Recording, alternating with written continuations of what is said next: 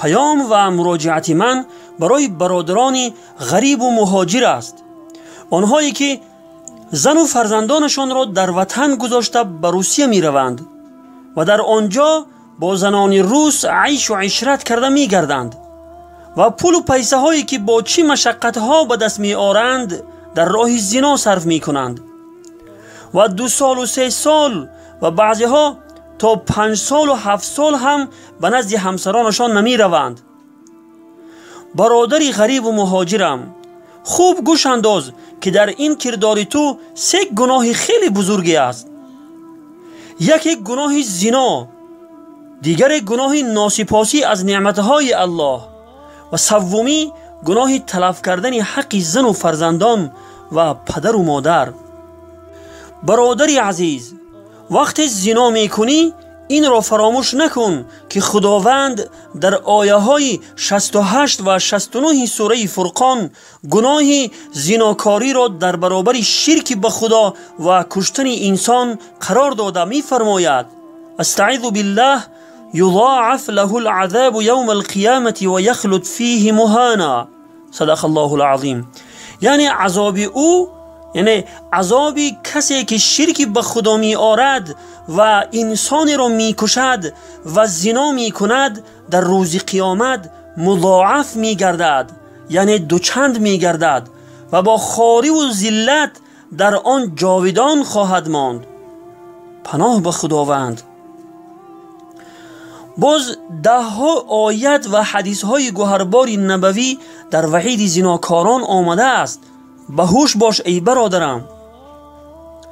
در این کار تو ناشکری از نعمتهای الله است که به تو سلامتی داده است که کار کرده می توانی و پول به دست می آری، ولی تو این نعمت را در راه زنا صرف می کنی و از این نعمت ناشکری می کنی.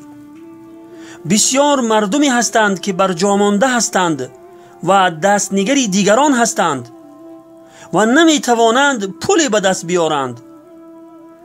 خداوند از این نعمتی که در راه زنا صرف می کنی البته تو را می پرسد.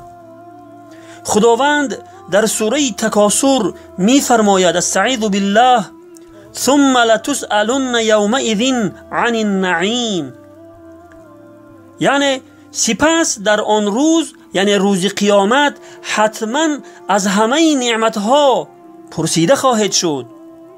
یعنی حتما از هر یک نعمتی که الله متعال برای شما عطا کرده است البته از آن میپرسد که آن نعمت را در کجا صرف کردی. پس وقت خداوند در پیشگاهش تو را قایم کند و از آن پولی که در راه زنا صرف کرده ای بپرسد، چه جوابی خواهی داد؟ آیا برای خود جواب آماده کرده ای؟ اما گناه تلف کردن حق دیگران خیلی خطرناک است که در روز قیامت تا اگر بنده تو را نبخشد، خداوند تو را نمی بخشد. وقت 2 سال و 3 سال بدون یگان عذر به نزد همسرت نمی روی، از خدای همسرت نمی ترسی که برای تلف دادن حق همسرت نیکی هایت را از تو بگیرد و این حق تلفیت را جبران کند یا گناهان او را به دوشت گذارد؟